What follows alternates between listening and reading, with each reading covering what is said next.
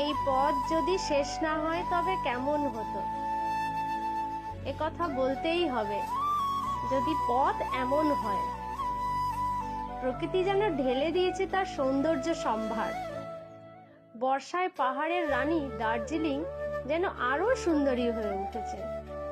মেঘের বুক চিরে পাহাড়ি রাস্তা ধরে যাওয়ার রোমাঞ্চকর মুহূর্তের সাক্ষী হতে গেলে বর্ষায় আসতেই হবে একবার দার্জিলিং।